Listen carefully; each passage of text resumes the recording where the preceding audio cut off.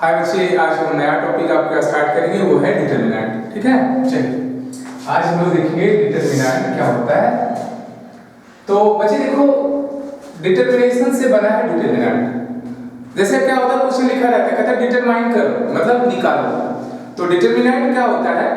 Determinant बच्चे square matrix का ही value देता है। फिर देखेंगे मैट्रिक्स के टर्म में डिटरमिनेंट में स्क्वायर मैट्रिक्स का वैल्यू देता है। फिर ज्योमेट्रिकल इंटरप्रिटेशन देखेंगे कि डिटरमिनेंट का ज्योमेट्रिकल मीनिंग क्या होता है, उसकी बात करें। ठीक है, तो सबसे पहले डिटरमिनेंट पे हम आते हैं। तो डिटरमिनेंट को इस तरीके से मॉडुलस जो हम लोग देखे थे रियल फंक्शन में, वैसे इसको सिंबॉलिक रिप्रेजेंटेशन दिया जाता है।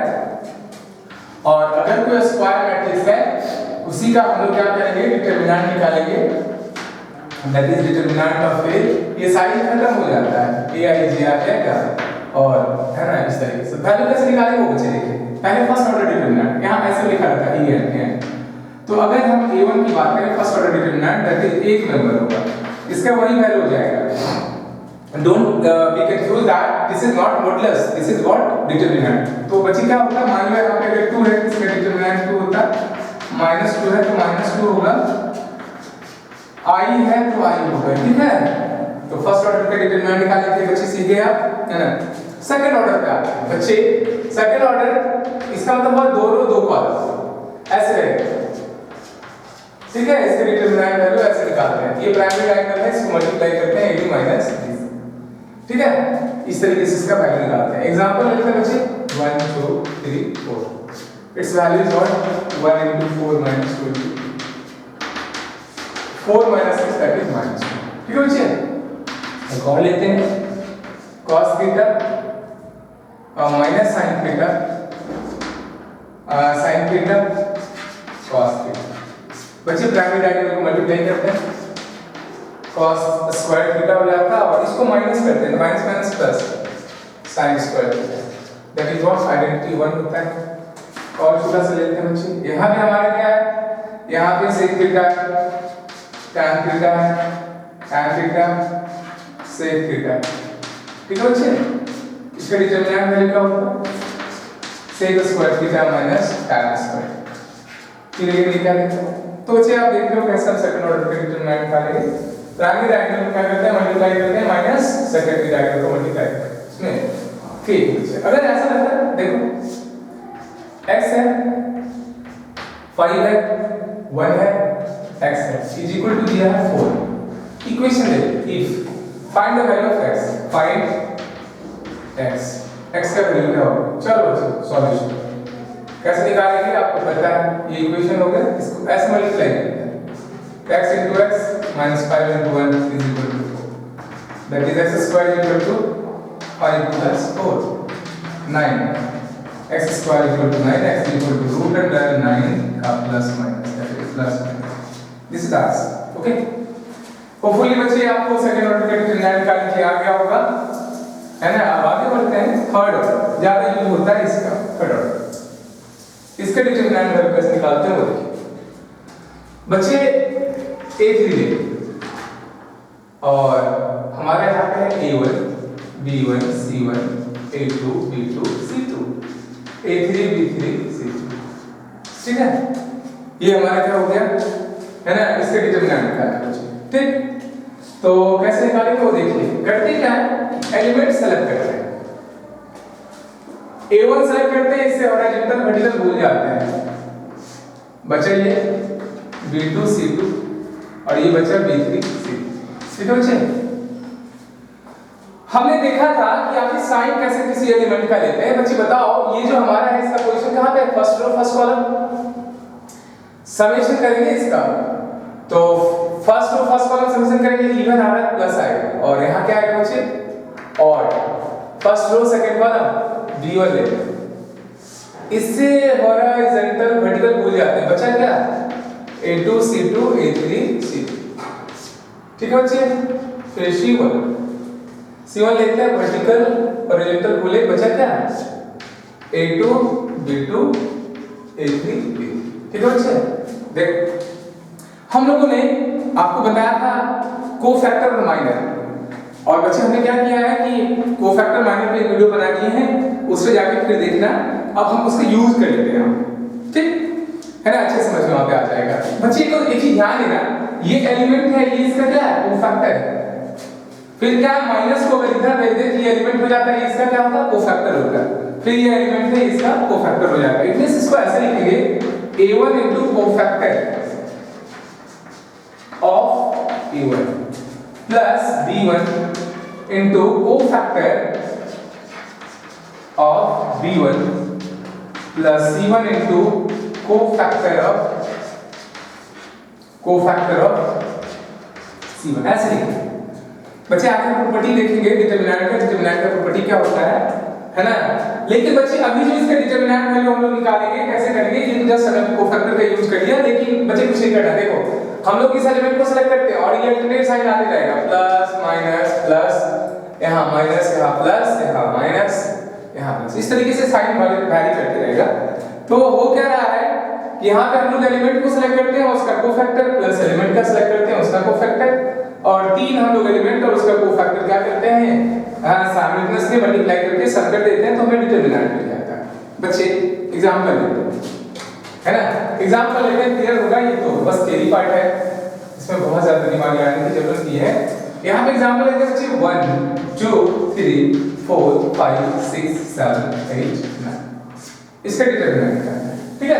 चलिए कैसे निकालेंगे, हम ऐसा करते हैं, ब्रेकिंग अलाउंग फर्स्ट रो के अलाउंग ब्रेक करेंगे, फर्स्ट एलिमेंट सेलेक्ट करेंगे, इससे हॉरिजॉन्टल वर्टिकल भूलिए क्या आएगा बच्चे, 5 6 8 9, -2 लेते हैं, इससे वर्टिकल हॉरिजॉन्टल भूलना है, 4 6 7 9 +3 वर्टिकल हॉरिजॉन्टल भूल जाना है, 4 5 7, ठीक है बच्चे, हो गया।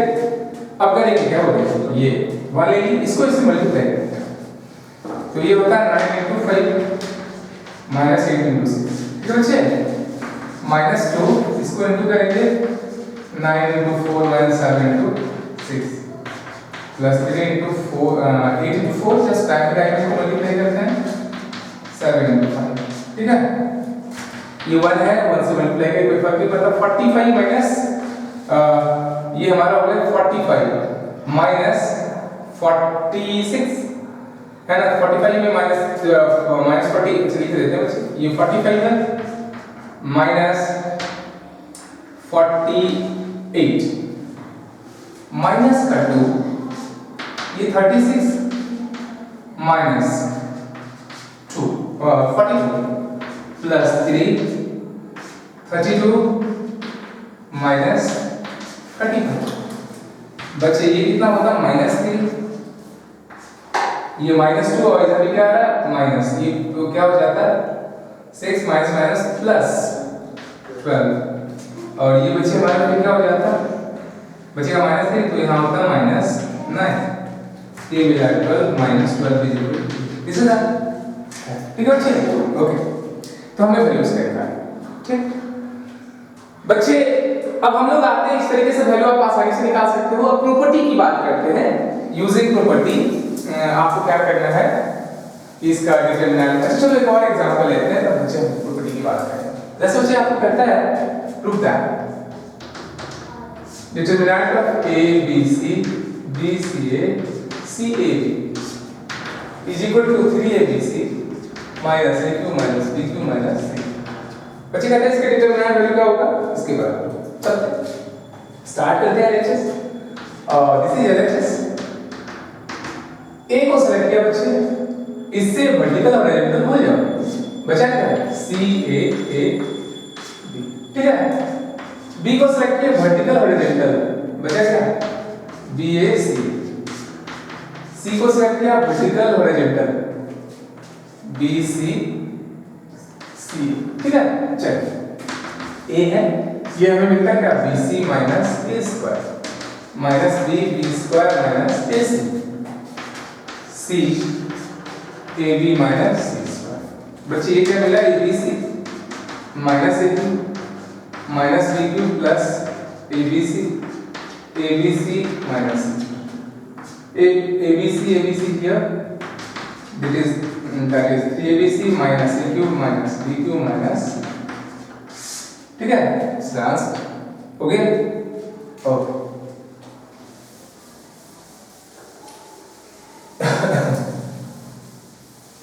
एक और एग्जांपल लेते हैं बच्चे, तो आपको और क्लियर हो जाएगा।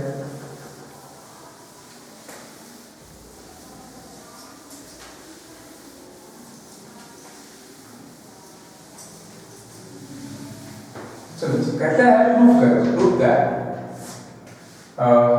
1 1 1 a b c c plus a अच्छा यहाँ पे b plus c plus a plus b is equal to, कहता है बच्चे इसका वैल्यू 0 होगा। ठीक है, चलिए स्टार्ट LHS से करते हैं। दिस इज LHS 1 को सेलेक्ट किया और वर्टिकल हॉरिजॉन्टल भूल गए, बचा क्या b बचा। और ये हमें इसको बोले थे हम जब 1 इनटू यहाँ b c plus a ठीक है बच्चे, -1 इससे वर्टिकल हॉरिजॉन्टल भूल गए, क्या बचा a b plus c a plus 1 vertical horizontal a b। ठीक है, चलिए इसको मल्टीप्लाई कीजिए। ये क्या आएगा ab plus B square minus C square minus A C. ठीक है, इसको मल्टीप्लाई करेंगे क्या होता है minus A square minus A B minus B C minus C square. ये क्या होता है बच्चे, ये हमें मिलता A C plus A square minus B square minus B C. ठीक है, देखिए प्लस ए स्क्वायर कहीं होगा, minus A square plus A square cancel, plus B square minus B square minus C square plus C square, plus minus plus A B minus A C plus A C. ठीक है, और एक sign का table है, यहाँ minus होगा, एक minute minus है, इसको मल्टीप्लाई करेंगे तो ये minus A square minus A B. ठीक है, इसको माइनस जब करेंगे ये माइनस हो गया और ये प्लस हो जाएगा, सॉरी ये प्लस। ठीक है, कैंसिल हो गया, तो आंसर क्या आएगा जी। बच्चे आप देख रहे थे क्या इतने प्रॉब्लम हो रहा था इसको निकालने में, आसान तरीका बताते हैं है ना। तो आसान तरीका बताते हैं कैसे प्रॉपर्टी यूज करके हम इसका वैल्यू निकालेंगे वो बताते हैं। ठीक है, अब बच्चे हम प्रॉपर्टी डिस्कस करते हैं डिटरमिनेंट का कि आपके डिटरमिनेंट में कोई पहाड़ होता है और पहाड़ को तोड़ना है ना, मसल पावर से हम तोड़ नहीं सकते हैं, लेकिन उसको दिमाग लगा के टेक्निक लगा के उसको हम लोग ध्वस्त कर सकते हैं, वही है डिटरमिनेंट। डिटरमिनेंट देखिए भारी भरकम लगता है ना, और बच्चे इसको क्या करना है, इसको हमें सिंपलीफाई करना है। तो कैसे करेंगे, वो प्रॉपर्टी से करेंगे है ना। जैसे होता है ना कि मान लो है ना वहाँ डायनामाइट लगा के उसको उड़ाया जा सकता है, तो आसानी से काम हो गया, आपने दिमाग यूज कर लिया। सीधे आप जाके पहाड़ में टकराओ, उसको तोड़ो, बहुत टाइम लग जाएगा और आप अपने गोल को भी अचीव नहीं कर पाओगे। That's it. अब हम लोग सीखने जा रहे हैं प्रॉपर्टी ऑफ डिटरमिनेंट। डिटरमिनेंट का प्रॉपर्टी क्या होता है, उसका यूज करके कैसे सॉल्व करें। तो पहला जो प्रॉपर्टी है बच्चे वो कहलाता है बच्चे, उसका नाम है ना रिफ्लेक्शन प्रॉपर्टी। रिफ्लेक्शन प्रॉपर्टी कहता है कि अब है ना, इसका मतलब नाम से पता चला रिफ्लेक्शन कहता है कि किसी मैट्रिक्स और उसके ट्रांसपोज का डिटरमिनेंट वैल्यू सेम होता है। ऑब्वियस सी बात है, इसको रिफ्लेक्शन हमने नाम दे दिया कि किसी भी मैट्रिक्स और उसके ट्रांसपोज स्क्वायर मैट्रिक्स होना चाहिए, उसके डिटरमिनेंट वैल्यू क्या होगा, सेम होगा। तो बच्चे इसमें कोई वेरिएशन नहीं होता है। पहला प्रॉपर्टी हमारा क्या है, किसी भी डिटरमिनेंट और उसके ट्रांसपोज का डिटरमिनेंट क्या होगा, स्क्वायर मैट्रिक्स का सेम होगा। ठीक है, ओके। दूसरा है इनवेरिएंट प्रॉपर्टी। पहला भी इनवेरिएंट ही है ना, और इनवेरिएंट का मतलब जिसमें वेरिएशन ना हो। इनवेरिएंट प्रॉपर्टी का पहला पार्ट है, कहता है कि किसी भी एक रो या किसी भी एक कॉलम के अलॉन्ग इसको एक्सपैंड किया जा सकता है। ठीक है, दूसरा प्रॉपर्टी हम लोगों ने क्या देखा, इनवेरिएंट प्रॉपर्टी। इनवेरिएंट प्रॉपर्टी, ठीक है।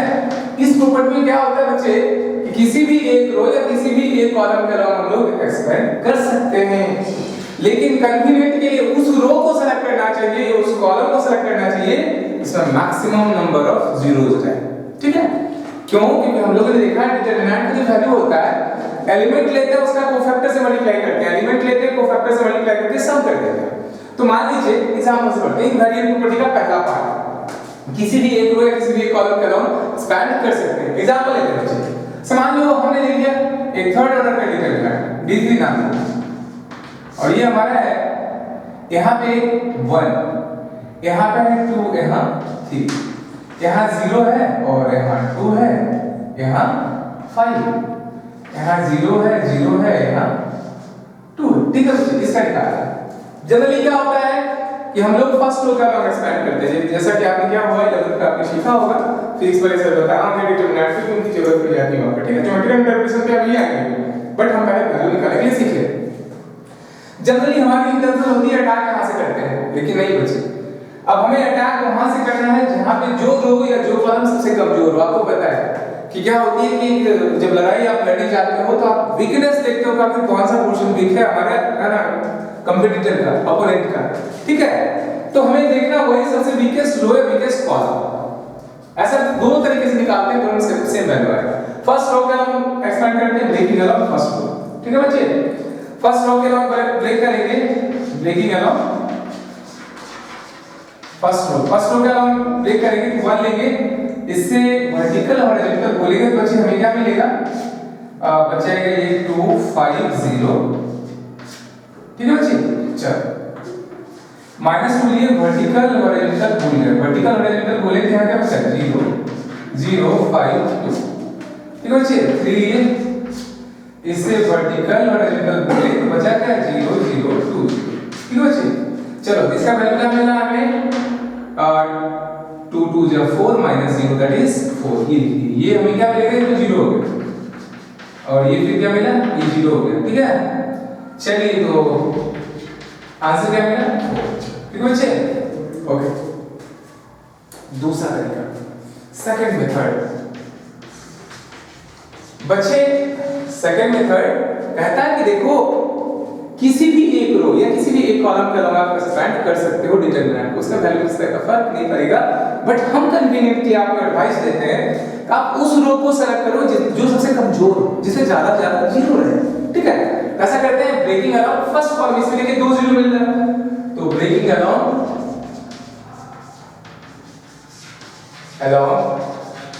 First column. ठीक है, फर्स्ट कॉलम जब हम एक्सपैंड करेंगे तो बच्चे लेंगे क्या 1 लेंगे, 1 लेंगे, इससे हॉरिजॉन्टल वर्टिकल हो जाएंगे। बचा क्या, हमें बचा 2 5 0 2। -0 लेंगे, अब ये -0 लेंगे क्योंकि यहाँ प्लस है, माइनस है, प्लस 0 लेते 0 मल्टीप्लाइड बाय समथिंग, 0 एलिमेंट है इसका कोफैक्टर लेंगे 0 हो जाता, फिर यहाँ थर्ड एलिमेंट भी 0 है, 0 मल्टीप्लाइड बाय देयर कोफैक्टर। बच्चे इसके कारण ये 0 हो जाता और हमें वैल्यू क्या मिलता है ना, यहाँ से इसको मल्टीप्लाई कर देते तो बच्चे हमें क्या मिल जाता है, ये वैल्यू अगेन हमें मिलता 4। ठीक है, तो आप देखो क्या है, डिटरमिनेंट एक वैल्यू देता है, जबकि मैट्रिक्स क्या होता है, अरेंजमेंट होता है। This is basic difference between matrix है ना, डिटरमिनेंट और डिटरमिनेंट हमेशा स्क्वायर मैट्रिक्स का पॉसिबल होता है, मैट्रिक्स रेक्टेंगुलर भी हो सकता है। तो दिस इज है ना, ये हम लोग दोनों में डिफरेंस देख रहे हैं, डिफरेंस है, दोनों सेम ही है, आंसर सेम है। ठीक है, अब देखो इसको दूसरे तरीके से बना देते हैं, और है ना आंसर सेम आ रहा है 4। हमने पहला प्रॉपर्टी देखा कि किसी भी मैट्रिक्स, स्क्वायर मैट्रिक्स और उसके ट्रांसपोज का डिटरमिनेंट वैल्यू सेम होता है। तो बच्चे हम ऐसा किए, d3 जो हमें दिया हुआ था 1 0 0 2 2 0 0 3 5 2, ये इसका ट्रांसपोज कर देते हैं। ट्रांसपोज करेंगे क्या होगा, ट्रांसपोज जब करेंगे तो हमारा रो जो होता है कॉलम में चला आता है, कॉलम रो में चला जाता। ये हमें क्या मिलेगा, ये देखिए जो कॉलम में रोना है 1 0 0 और ये हमें क्या मिलता है 2 2 0 3 5 2, ये हो गया, समझ गए। ठीक, अब ऐसा करते हैं, आप देखिए रो में भी हमारे क्या हो रहा है, थर्ड रो में भी 2 0 हो रहा है, यहाँ से भी एक्सपैंड कर सकते हैं आप, हमने ट्रांसपोज कर दिया। अब बच्चे क्या करते हैं कि अब आप जो कन्वीनिएंट वे था आपको है ना इसको एक्सपैंड करने का, वो आप क्या करोगे, यहाँ यूज करोगे। तो बच्चे हम क्या करेंगे, यहाँ पे 1 जब सेलेक्ट करेंगे इससे हॉरिजॉन्टल वर्टिकल भूल जाएंगे, बचा क्या, हमें बचा 2 0 5 2 और इसके कारण तो 0 हो जाता, तो लिखेंगे नहीं लिखे तो यह फिर क्या मिलेगा 4। या बच्चे यहाँ से भी आप क्या कर सकते थे, इसको एक्सपैंड कर सकते थे, 2 जीरो मिल रहा था यहाँ पे और यहाँ पे मिल रहा था, ठीक है। तो ऐसे और भी एक प्रॉपर्टी होता है, तो आगे हम लोग डिस्कस करेंगे इसके बारे में, यहीं पे लिखिए कर ही लेते हैं इनवेरिएंट प्रॉपर्टी। और एक देखो बच्चे जो हमने लिया था डिटरमिनेंट, वो हमारा ट्रायंगुलर शेप का होता है, खैर उसको अभी आगे हम लोग देख लेंगे। इनवेरिएंट प्रॉपर्टी की बात करें तो इनवेरिएंट प्रॉपर्टी का पहला पार्ट था जिसमें किसी भी एक रो या किसी भी एक कॉलम के हम एक्सट्रैक्ट कर सकते हैं। कन्वीनिएंट के लिए उस रो या उस कॉलम का सेलेक्ट करो जिसमें ज्यादा से ज्यादा जीरोज हो, इनमें सबसे वीकेस्ट हो, और उसको एक्सपैंड करके वैल्यू बनाना, ठीक है। इनवेरिएंट प्रॉपर्टी का दूसरा पार्ट है, ये पार्ट फर्स्ट था, और दूसरा पार्ट क्या कहता है वो हम आपको बताते हैं। दूसरा पार्ट कहता है कि अगर एलिमेंट्री रो या कॉलम ऑपरेशन इनसाइड हो डिटरमिनेंट के अंदर, तो डिटरमिनेंट के वैल्यू में किस तरह का फर्क नहीं पड़ता है। अगर डिटरमिनेंट के अंदर क्या हो कुछ है ना, हम मैथमेटिकल ऑपरेशन करें रो में या कॉलम में, तो उसके वैल्यू में किस तरह का फर्क नहीं पड़ता है, ठीक है। ये भी हमारे इनवेरिएंट का प्रॉपर्टी है, इसको ऐसे भी समझ लीजिए। मान लो बच्चे हमारा एक बॉटल है, उसमें पानी भरा हुआ है पूरा, अब क्या करते हैं उसको हम रोटेट करा के उसके लेयर को इधर उधर कर दें, तो बताओ 1 लीटर से ऐसा तो नहीं है कि कुछ बढ़ जाए, कुछ नहीं बढ़ेगा, ठीक है। जैसे कभी कभी नहीं देखते हो क्या होती है कि है ना, जब थोड़ा टेंशन हो जाता है हमारे नेबर के साथ, पड़ोसी के साथ, तो हम लोग क्या करते हैं, हमारी गवर्नमेंट क्या करती है, फौज को थोड़ा बढ़ा देता है ना बॉर्डर पे, है ना, लेकिन फिर जैसे नॉर्मल होता है फिर अंदर कर लेता है। तो ऐसा नहीं होता कि नंबर ऑफ सोल्जर हमारे कंट्री में बढ़ जाते हैं, नहीं बढ़ते, सिर्फ क्या होता है एक्सपोज की वजह से किया जाता है। वही एक्सपोज यहाँ पे हम लोग करेंगे कि है ना, अगर क्या हो एलिमेंट्री रो या कॉलम ट्रांसफॉर्मेशन किया जाए। अब कैसे करते हैं एग्जांपल से आपको समझा देते हैं। मान लो बच्चे हम A2 लेंगे 1 2 3 4, इसका वैल्यू क्या होगा 1 into 4 minus 2, that is 4 minus 6, that is 1 minus 2, ठीक है। अब देखिए इसमें क्या करते हैं, चेंजिंग करते हैं R1 plus R2। बच्चे हमने क्या किया कि थोड़ा सा इधर वाला फॉर्म उधर दे देते हैं दिखाने के लिए, तो न्यूज़ जो हमारा हो जाती है ऑर्डर पेयर में जुड़ जाता है 1 plus 3 that is 1 4 6 3 4, ओके। अब इसका वैल्यू निकालो क्या आता है 4 into 4 6 into 3 that is what 16 minus 18, again you are getting same result minus 2। कभी कभी हमें जरूरत पड़ेगा और इसका यूज करके ही हम लोग क्या करेंगे, डिटरमिनेंट निकालेंगे, वो आसान पड़ता है। बच्चे समझ में आ गया। हमने क्या किया कि फर्स्ट रो के जगह पे सेकंड रो को हमने सर्कल किया, और ख्याल रखना है बच्चे हम लोग सिंगल टाइम में सभी रोज या सभी कॉलम में एक बार में ऑपरेशन नहीं करेंगे। क्यों? क्योंकि बच्चे अगर सब में कर देंगे तो हमारा सब जीरो हो जाएगा। एक को एटलीस्ट वन को अनचेंज रखना है। ऐसे देखिए हमने क्या किया, फर्स्ट रो में तो ऑपरेशन किया, सेकंड को छोड़ दिया था, ठीक है। अब ऐसे करके माइनस करके देखते हैं तब क्या आता है। R1 की जगह R1 माइनस R2, बच्चे क्या होगा देखो, माइनस करोगे ऑर्डर पेयर में, ये किसके बराबर हो जाता है 1 में से 3 चला जाता है -2 3 और 4, इट्स वैल्यू इज व्हाट -8 और +6 that is -2। Again you are reading same, ठीक है बच्चे। माइनस करने के बाद भी किसी तरह का फर्क नहीं पड़ रहा। अब ऐसा करते हैं कि हम R1 की जगह पे R1 plus 2 times of R2 ऐसा करते हैं, ये कर लेते हैं, या ऐसा करते हैं कि हम R1 में काम ठीक है डबल करते हैं, इसको डबल करके ऐड कर रहे हैं, तब क्या मिलेगा वो डबल करके ऐड करेंगे तो ये 6 हो जाएगा और ये 1 है, क्या होता है 7, ये 10 हो जाता है 3 4, इसका वैल्यू क्या होता है 7 into 4 3 into 10 28 minus 30 that is what minus same आ रहा है। बच्चे आपने देखा कि हम R1 में काम कर रहे थे और R2 में हमने डबल करके भी ऐड किया तो वैल्यू में किस तरह का फर्क नहीं पड़ा, लेकिन ऐसा करते हैं R1 की जगह पे 2 टाइम्स ऑफ R1 करते हैं, तब क्या होगा देखिए, डबल करोगे तो ये क्या हो जाता है 2 4 3 4, इट्स वैल्यू व्हाट 8 minus 12, इसको मल्टीप्लाई करते हैं ये मिला -4 दैट इज 2 टाइम्स ऑफ -2। हो क्या रहा है कि जिस रो में हम काम कर रहे हैं R1 की जगह पे अगर हमने उसे डबल कर दिया तो डिटरमिनेंट वैल्यू भी डबल होगा। तो बच्चे ख्याल रखना है कि जिस रो में काम कर रहे हैं उसमें अगर किसी नन जीरो नंबर से मल्टीप्लाई करेंगे तो हमारा क्या होगा, वो उतना टाइम्स डिटरमिनेंट का वैल्यू कर देगा, पर टाइम्स में मल्टीपल में, ठीक है। इस ये करने से बचना चाहिए। अगर ऐसा करेंगे अनचेंज रखना है कितना से डिवाइड करना चाहिए। ठीक है, ये हमने देखा इनवेरिएंट प्रॉपर्टी का पार्ट 2। अगर इनसाइड डिटरमिनेंट के अंदर हम लोग क्या करें, अगर कुछ सिंपलीफिकेशन करें, मैथमेटिकल ऑपरेशन लगाएं, काम करें, तो बच्चे डिटरमिनेंट के वैल्यू में किस तरह का फर्क नहीं पड़ता। ठीक है, चलिए अगला जो प्रॉपर्टी है वो प्रॉपर्टी है बच्चे फैक्टर प्रॉपर्टी। अगला जो प्रॉपर्टी है फैक्टर प्रॉपर्टी है, इसके भी दो पार्ट होंगे बच्चे। फैक्टर प्रॉपर्टी कहता है कि अगर किसी डिटरमिनेंट के एक रो या एक कॉलम के सारे मेंबर के पास कुछ कॉमन फैक्टर हो, कुछ कॉमन एलिमेंट हो, तो उसको बाहर निकाला जा सकता है। ठीक है, ये जो प्रॉपर्टी कहता है बच्चे, अगर किसी डिटरमिनेंट के एक रो या एक कॉलम के सभी मेंबर में कुछ कॉमन फैक्टर हो तो बाहर निकाल सकते हैं। ठीक है, चलिए एग्जांपल ले। एग्जांपल हमने ले लिया, यहां ले लिए 2, यहां 4 ले लिए और यहां 3, यहां 9। ठीक है बच्चे, अब बच्चे बताओ फर्स्ट रो के सारे एलिमेंट के पास क्या कॉमन है 2, सेकंड में क्या है 3, बाहर निकाल सकते हैं। ऐसे डायरेक्ट वैल्यू निकालो, पहला डायरेक्ट निकालेंगे तो कितना होगा, ये होता है 2 9 18 माइनस 12 6। ठीक है, सेकंड मेथड से बनाते हैं बच्चे। यहां 2 कॉमन है, यहां 3 कॉमन, एक रो में सिर्फ एक रो में कॉमन होना चाहिए। ठीक है, तो हम यहां से 2 यहां से 3 निकालेंगे, यहां क्या बचेगा 1, यहां 2 और यहां 1, यहां 3, दिस इज व्हाट 6 और यहां बचे क्या मिला 3 - 2, you are getting what 6 * 1 6 same answer. तो बच्चे ये कहता है फैक्टर प्रॉपर्टी, अगर किसी डिटरमिनेंट के एक रो या एक कॉलम, हम बता रहे फर्स्ट रो या फर्स्ट कॉलम है ना, किसी एक रो या किसी एक कॉलम में कुछ अगर कॉमन फैक्टर हो तो उसको बाहर निकाला जा सकता है। ऐसा आप कर सकते, निकाल सकते हैं फैक्टर प्रॉपर्टी। ठीक है, चलिए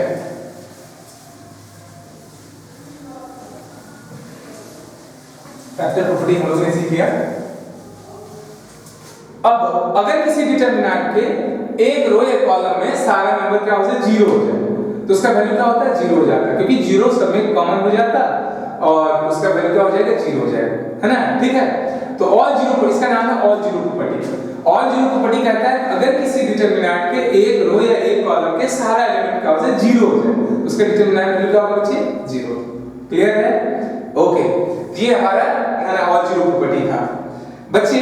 अब हम लोग आते हैं स्विचिंग प्रॉपर्टी। स्विचिंग प्रॉपर्टी क्या होता है उसकी बात करें। स्विच नाम से पता चल रहा होगा, स्विच ऑन ऑफ वाला। स्विचिंग प्रॉपर्टी कहता है कि अगर किसी डिटरमिनेंट का दो रो या दो कॉलम आपस में इंटरचेंज कर दी जाए, उसके डिटरमिनेंट वैल्यू क्या होता है बच्चे, मैग्नीट्यूड में तो सेम रहता है लेकिन साइन में अपोजिट हो जाता है। ठीक है, स्विचिंग प्रॉपर्टी क्या कहता है बच्चे, अगर किसी डिटरमिनेंट का दो रो या दो कॉलम आपस में इंटरचेंज कर दी जाए, उसका डिटरमिनेंट का मैग्नीट्यूड तो सेम रहेगा लेकिन साइन अपोजिट हो जाएगा। स्विचिंग प्रॉपर्टी का एग्जांपल ले लेते हैं। 1 2 3 4 बच्चे क्या वैल्यू आता है इसका 1 * 4 - 2 * 3 4 - 6 दैट इज 1। ठीक है, अब ऐसा करते हैं कि R1 को, इसका मतलब होता है आपस में इंटरचेंज होना। ठीक है, R1 goes to R2 and R2 goes to R1। क्या होगा बच्चे इसका देखो वैल्यू का देखते हैं क्या 3 4 1 2 बच्चे इसका वैल्यू क्या है 3 * 2 - 1 * 4 we are getting 6 - 4 that is 2। देखो बच्चे हुआ क्या, आपने जब क्या किया कि दो रो को आपस में इंटरचेंज किया तो बच्चे क्या हो रहा था कि उसका मैग्नीट्यूड, तो इसका भी मैग्नीट्यूड मॉडुलस का होता है 2, इसका भी 2 होता है ना, मैग्नीट्यूड वही रहता है लेकिन साइन अपोजिट हो जाता है। जब कभी भी क्या होगा कि हमें दो रो या दो कॉलम को, कॉलम वाला थोड़ा चेंज कर ले क्योंकि हम लोग ज्यादा रो पे काम कर रहे हैं, है ना, कॉलम पे कर देंगे तो कॉलम पे भी बात कर लेते हैं। ऐसा करते हैं कि यहां C1 की जगह पे C2 कर लेंगे, ये दोनों आपस में इंटरचेंज हो गए, देन न्यू जो डिटरमिनेंट मिलेगा क्या होगा 2 4 1 3। ठीक है बच्चे, क्या मिलेगा 2 * 3 - 4 * 1 यू आर गेटिंग, पहले दे रहा था -2 अब क्या दे रहा है 2। ठीक है, चल ये हमने देखा switching property, factor property, zero property, invariant property देखे थे। एक एग्जांपल इसमें कर लेते हैं बच्चे। कहता है प्रूफ करो, प्रूफ दैट 1 यहाँ बच्चे 1a square 1b square 1c is equal to a - b b minus c minus using the property of determinant. बच्चे रेस्ट्रिक्शन आपको कर देगा, डायरेक्ट आप इसको सॉल्व करोगे तो मार्क्स नहीं मिलेंगे। कहते हैं using the property of determinant proof करो, इसका वैल्यू क्या होगा a minus b b minus c c minus। बच्चे स्टार्ट करते हैं LHS। देखो जब भी 1 1 आता है, ठीक है, तो बच्चे बहुत आसान हो जाता है प्रॉब्लम। कैसे? अब देखो गौर से देखो, हमें लाना है a minus b कैसे आता है? फर्स्ट रो में सेकंड को माइनस करोगे तो हमने देखा कि माइनस करने के बाद या प्लस करने के बाद वैल्यू इस तरह का फर्क नहीं पड़ता है, आगे के काम करेगा।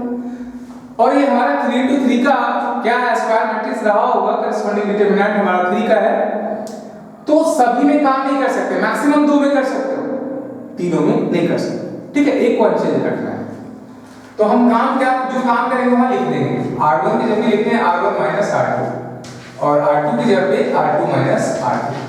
क्यों ऐसा किया? क्योंकि हमें b minus c चाहिए था, ठीक है। तीनों में कर नहीं सकते हैं, 2 में कर सकते हैं मैक्सिमम।